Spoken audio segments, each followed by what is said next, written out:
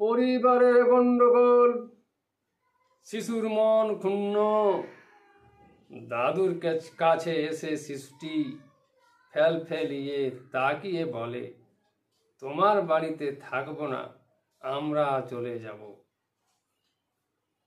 মন তার উদাস হয়ে মনে আঘাত দিল। দাদুর মন চিন্তা করে, তোর মুক্তি কোথায় হয়? সব যে তোর বাপের টাকা মামা বাড়ি খেলো।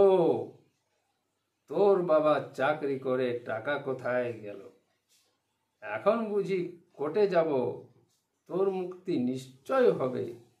জজ সাহেবের কাছে শিশুর মুক্তিদাতা বিচারপতি আছেন, নিশ্চয় তোর মুক্তি হবে, মানবাধিকার আছে।